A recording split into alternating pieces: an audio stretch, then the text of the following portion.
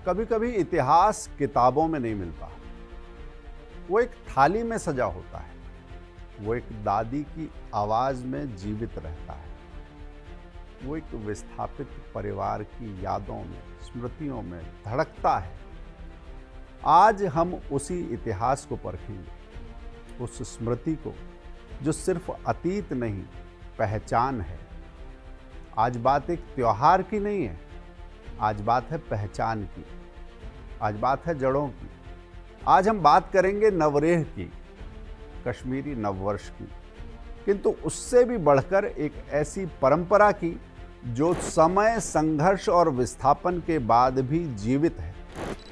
यह केवल तिथि का परिवर्तन नहीं है, यह केवल नए पंचांग का आरंभ नहीं है, यह केवल उत्सव का अवसर भी नहीं है।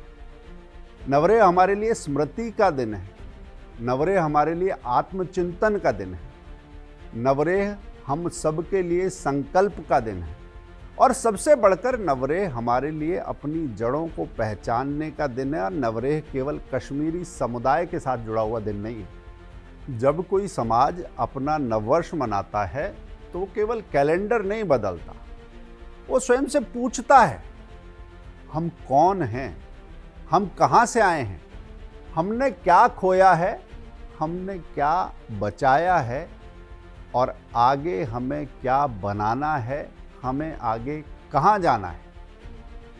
कश्मीरी समाज के लिए नवरेह का अर्थ इससे कहीं अधिक गहरा है। ये केवल नया वर्ष नहीं है, ये अपनी सभ्यता का स्मरण है, ये अपने पुरखों का आह्वान है, ये अपनी सांस्कृतिक अस्मिता का पुनः उद्घोष है।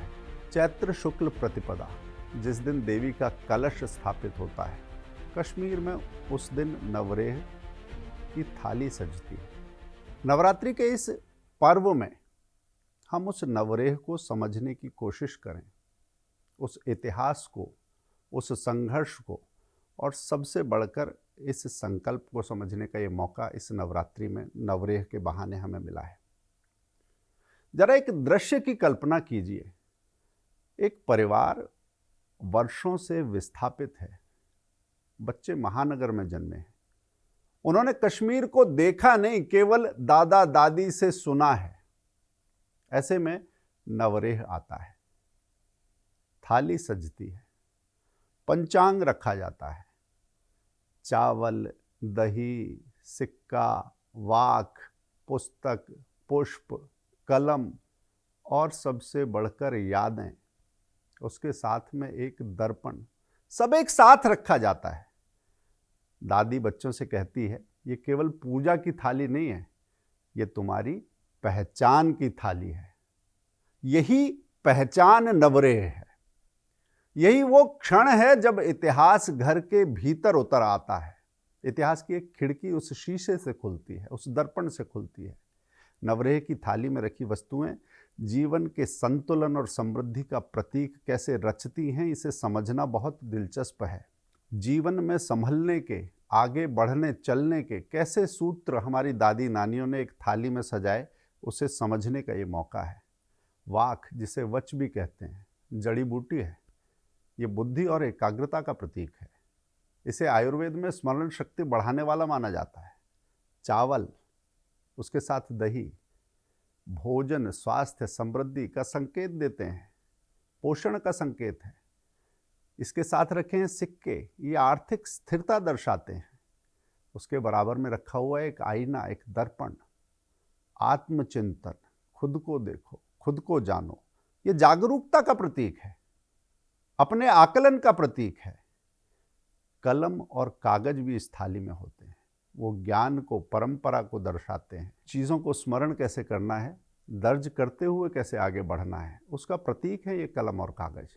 उसके साथ फूल हैं, जीवन के रंग, जीवन की गंध, और साथ में है दीपक, वो उल्लास का, खुशी का, प्रकाश का, सकारात्मकता का एक प्रतीक है। और साथ में रखा होता थोड़ा सा नमक। नमक जो थोड़ा कम हो जाए तो चीज़ें बेमज़ा हो जाती हैं, थोड़ा ज़्यादा हो जाए तो बहुत ख़राब लगता है। ये नमक संतुलन का प्रतीक है। एक अखरोट बुद्धि और परिवार की एकता का प्रतीक अखरोट।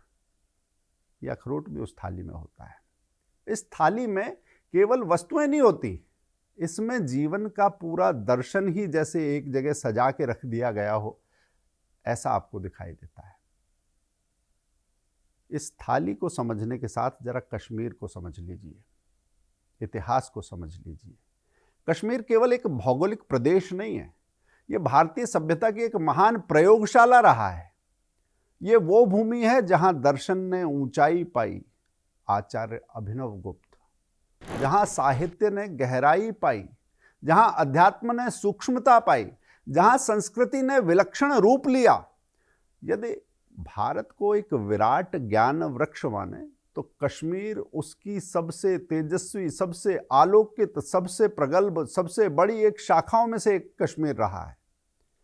कश्मीर की पहचान को समझने के लिए हमें उसकी परंपराओं को समझना होगा। नवरेह उन परंपराओं को, उस इतिहास की थाती को समझने का एक बहाना है। नीलमत पुराण, राजतरंगिणी, शारदा परंपरा और कश्मीर शैव दर्शन, ये केवल ग्रंथ नहीं है, ये केवल पीठ नहीं है, ये केवल इतिहास की दर्ज करने की प्रक्रिया नहीं है, ये एक जीवित सभ्यता की धड़कन है। अब प्रश्न है कि इतना सब झेलने के बाद भी एक समाज जीवित रहता है तो कैसे रहता है? उत्तर है स्मृति, उत्तर है संस्कृति, उत्तर है आत्मबल, उत्तर है संगठन। इतिहास के थपेड़ों में कश्मीर के समाज ने बहुत सारे आघात झेले, बार बार पलायन हुआ। 7 ऐसे बड़े पलायनों का इतिहास स्पष्ट मिलता है। घर बार छूट जाते हैं, आंगन छूट जाते हैं, मगर याद रखिए, घर छिन सकते हैं, परंपरा नहीं। भवन टूट सकते हैं, भाषा नहीं। सत्ता बदल सकती है, सत्ताएं आती हैं, जाती हैं, मगर आत्मा नहीं बदल सकती। विस्थापन केवल भौतिक घटना नहीं है, विस्थापन केवल यहां से वहां जाना नहीं है। जब एक व्यक्ति विस्थापित होता है तो वो पीछे बहुत सारी चीजें छोड़ आता है। जब आप पूछते हो कि पीछे क्या छोड़ आए हो, तो आंखें कहीं शून्य में ताकने लगती हैं। शायद दर्द समय के साथ घाव भरने पर कुछ कम होता होगा, मगर पूछो कि क्या छोड़ आए हो, तो वो व्यक्ति कहता है कि इतना बड़ा घर था, जैसे यहां से वहां तक, ऐसा बड़ा पेड़ था। तो ये जो यहां से वहां तक है, इसे विस्थापन में आप कहीं से कहीं तक चले जाओ, आप इसे वर्ग फुट में नहीं नाप सकते, किसी फ्लैट में नहीं नाप सकते। यहां से वहां तक में वो स्मृतियां गुथी हुई हैं। इतना बड़ा मेरे पेड़ का तना था, ऐसा मेरा आंगन था। जब ये यादें जिंदा रहती हैं तो ये मान के चलिए कि सब कुछ जिंदा रहता है और वापस लौटने के लिए प्रतिबद्धता भी रहती है। एक व्यक्ति कदम कहीं बढ़ा जाता है, मगर वो बचपन में जिन गलियों से गुजरा, उन गलियों के मोड़ उसे याद रहते हैं। सुबह के समय मंदिर की घंटी की आवाज़, वो कहीं चला जाए, वो मंदिर की घंटी की आवाज़ उसके साथ आती है, वापस भी खींचती है। जो टूट गया है उसे बनाने का आह्वान भी बार बार करती है। आघात बहुत सारे लगे हैं, ये सांस्कृतिक आघात है, ये स्मृति पर प्रहार है। किंतु जब पीड़ा स्मृति बनती है और स्मृति संकल्प बनती है, तब समाज फिर से खड़ा होता है। आज ऐसी आवश्यकता है। आज आवश्यकता है करुणा के दौर को पीछे छोड़कर निर्माण को साथ लेकर आगे बढ़ने की, निर्माण की भाषा अपनाने की। हमें केवल ये नहीं पूछना कि हमने क्या खोया, हमें ये भी तय करना है कि हम क्या बनाएंगे, पुनर्निर्माण करेंगे। इस पुनर्निर्माण के 3 आधार हैं: स्मृति का संरक्षण, संस्कृति का संवर्धन और नई पीढ़ी का शिक्षण। मन में वो बीज जमा रहना चाहिए, मेरा ये पेड़ इतना बड़ा था, पेड़ छूटा होगा, बीज इस नई पीढ़ी के मन में जमा के रखिए, यही उस बीज को पानी देंगे, सींचेंगे, वो पेड़ फिर से खड़ा होगा, वैसा ही बड़ा होगा। भाषा बचाइए। यदि भाषा बचेगी तो स्मृति बचेगी, यदि परंपरा बचेगी तो समाज बचेगा। नई पीढ़ी को केवल पीड़ा नहीं, पहचान भी दीजिए। वो पहचान जो आपके पुरखों ने आपको सौंपी थी, वो धरोहर है, उसे कहीं लेकर नहीं जाना है, उसे अगली पीढ़ी को सौंपना है। उसे केवल इतिहास नहीं, आने वाली पीढ़ी को पुरखों का गौरव भी दीजिए। उसे बताइए कि वो कौन है, उन्हें बताइए कि वो क्या क्या बन सकते हैं, उनके पुरखे क्या क्या थे, परंपराएं क्या क्या थी। नवरेह का आह्वान कुछ ऐसा ही है। नवरेह पर अपनी कश्मीरी संतानों से इस त्योहार का, इस पर्व का आह्वान कुछ ऐसा ही है। तुम दबे मत रहो, तुम मन के उत्साह को मरने मत दो। तुम हिमालय की संतान हो, तुम दृढ़ता की बात कैसे भूल सकते हो? तुम ललितादित्य के वंशज हो, वो ललितादित्य जिसने सिंध से आ रहे खतरे को भांपने के बाद जिस तरह से अपना शासन विस्तार किया था, जिस तरह से संस्कृति के संरक्षण का आधार रखा था, वो ललितादित्य जिनका बनाया हुआ मार्तंड मंदिर भारत के गौरव की गूंज बना था, वो ललितादित्य जिनके पराक्रम के आगे आघात करने वाले 400 वर्ष तक पलट के आने की हिम्मत नहीं कर पाए थे। तुम उन ललितादित्य के वंशज हो। मत भूलो, तुम हिंद की चादर गुरु तेग बहादुर के वंशज हो। हम संघ की शाखाओं में एक गीत सुनते रहे, दशकों से ये गीत सुनते रहे। पिता वारे आते लाल चारे वारे, ओ हिंद तेरी शान बदले। गुरु गोविंद सिंह के जो पिताजी थे, जो हिंद की चादर कहे गए, गुरु तेग बहादुर, वो इसी कश्मीर से थे। आप किसके पास आश्रय और शरण मांगने जाने की बात सोचते हो? सब आपके पास आसरा लेने के लिए, रक्षा के लिए। कोई अगर हमें बचा सकता है तो वो मन का दिलासा, भरोसा लेने के लिए सब लोग किस तरफ आए थे? आपके पुरखों की तरफ आए थे। तुम पंडित श्रेया भट्ट के वंशज हो, एक ऐसे प्रख्यात वैद्य जिन्होंने उस समय के कश्मीर के शासक जैनुल आबदीन को एक मर्मांतक पीड़ा से निकाला। एक ऐसा कष्ट, एक ऐसा घाव उसे हो गया था जिसके बाद बचना मुश्किल था। कुछ लोगों ने बताया कि इस पीड़ा से अगर कोई तुम्हें उबार सकता है, जीवन के इस संकट को अगर कोई काट सकता है तो श्रेया भट्ट कर सकते हैं। श्रेया भट्ट ने ये किया और बदले में जब पुरस्कार की बात आई, राजा ने कहा कि तुम कुछ भी ले सकते हो, तो श्रेया भट्ट ने अपने लिए कुछ नहीं लिया, इस समाज को आगे रखा। सुल्तान से कहा कि राजा साहब, आपके शासन में और आपसे पहले का जो आपका शासन रहा है आपके वंश का, उसमें मेरे समाज को बहुत पीड़ा मिली है, अन्याय हुआ है। उस अन्याय का परिमार्जन कर दो, उस पीड़ा का अंत कर दो। समझ लो कि आपने मुझे जो देना था वो दे दिया। तुम उन लोगों के वंशज हो जो अपने लाभ के लिए नहीं, समाज के लाभ के लिए सोचते हैं। तुम उन लोगों की थाती संभाले हो जो डरते नहीं हैं, बाकी को अभय दान देते हैं।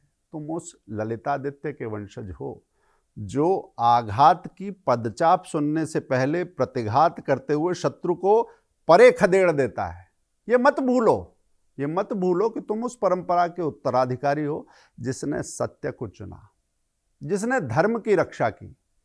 तुम वह वंशज हो जो अपने हित से पहले समाज की पीड़ा को समझता है। तुम ऐसे वंशज हो जो कठिन समय में भी अडिग रहता है। तुम ऐसे वंशज हो जो अपने पूर्वजों को लजा नहीं सकता। ये बात कभी मत भूलो। पूरे कश्मीरियों को, सभी विस्थापितों को ये नवरेह पुकारता है आपस में मिलने के लिए, जड़ों की ओर लौटने के लिए। ये नवरेह पुकारता है, उठो, जागो और अपने अस्तित्व को पहचानो। ये केवल नया वर्ष नहीं है, ये चेतना का जागरण है। याद रखो, तुम्हारी जड़ें इतिहास की गहराइयों में हैं। तुम्हारी पहचान संघर्ष से बनी है। तुम्हारी जो विरासत है वो विरासत ज्ञान, त्याग और पराक्रम की विरासत है। अपने भीतर उस अग्नि को जलाओ, उस अग्नि को जो तुम्हें आगे बढ़ाए, ऊर्जा दे और साथ साथ अडिग रखे। आज ये जो नवरेह का, नवरात्रि का जो मौका है, ये कुछ संकल्प लेकर आया है। अपने मन में इस संकल्प की गांठें बांधो, संकल्प लो, हम अपनी स्मृति को जीवित रखेंगे, हम अपनी संस्कृति को सुरक्षित रखेंगे, हम अपनी संतति को, आने वाली पीढ़ी को अपनी जड़ों से जोड़ेंगे, हम अपने समाज को संगठित करेंगे, हम निर्माण करेंगे और आगे बढ़ेंगे। कभी कभी समाज को यह तय करना होता है कि वो अपने घावों से थक कर टूटेगा, ठिठकेगा, बैठेगा, या इस कठिन समय में एक नई शक्ति से अपने आप को भर लेगा, जो सबक मिले हैं उनको अपनी ऊर्जा में बदल लेगा। ये शक्ति का मार्ग है। आज हमें शक्ति का, संकल्प का मार्ग चुनना है। हमें टूटना नहीं है, हमें रुकना नहीं है, हमें बनना है, हमें जगना है, हमें आगे बढ़ना है। धारा 370 अनुच्छेद 35A वर्ष 2019 5 अगस्त को वो कांटा निकल चुका है। कश्मीर केवल संघर्ष की भूमि नहीं है, ये पुनर्जागरण की भूमि है। ये केवल स्मृति नहीं, संभावना की भी भूमि है। और ये सब कुछ जो करना है, ये संभावनाएं जो आनी है, ये किसी राजनेता से, राजनीतिक प्रक्रिया से या किसी प्रशासनिक ऑर्डर की तरफ से आएंगी। इसका इंतजार मत करो, क्योंकि बड़े से बड़ा जो बदलाव होता है वो किसी एग्जीक्यूटिव ऑर्डर भर से नहीं होता है, वो अपने भीतर की शक्ति संभालने से होता है। मैं व्याकरण की भाषा में कहूँ तो व्याकरण में कहते हैं प्रथम पुरुष एक वचन, यानी मैं। ये संकल्प सबसे बड़ा संदेश है। जब मैं के तौर पर हम सब ये संकल्प ले लेते हैं तो कश्मीर के विस्थापितों को वापस वहाँ बसना है, ये संकल्प वो लेते हैं। और उनके दोबारा बसने में हम सबकी जो भूमिका हो सकती है, हम वो भूमिका निभाएंगे। ये संकल्प हम सब अपने अपने स्तर पर लेते हैं। हम जहाँ हैं, जैसे हैं, इस काम के लिए हम कदम पीछे नहीं खींचेंगे। ये कदम ना खींचने की जो जिद है, जो शपथ है, वो इस नवरेह की शपथ है। नवरेह हमें बताता है कि नया वर्ष बाहर से नहीं आता, नया वर्ष भीतर से शुरू होता है। जब स्मृति जागती है तभी नववर्ष आता है, जब संकल्प बनता है तभी नववर्ष आता है, जब समाज उठ खड़ा होता है तभी नववर्ष आता है। आइए हम सब मिलकर कहें, हम अपनी स्मृति बचाएंगे, हम अपनी धरोहर बचाएंगे, हम अपनी संस्कृति बचाएंगे, हम अपनी संतति को, आने वाली पीढ़ी को इस संस्कृति से जोड़ेंगे, हम अपने समाज को संगठित करेंगे और हम कश्मीर की सभ्यतागत चेतना को दोबारा रोशन करेंगे, दोबारा उज्जवल बनाएंगे। इस संकल्प के साथ, इस प्रण के साथ, इस शपथ के साथ आप सभी को नवरेह की, नवरात्रि की, नव संवत्सर की हार्दिक शुभकामनाएं। फिर मिलेंगे परख के अगले अंक में किसी अन्य मुद्दे के साथ।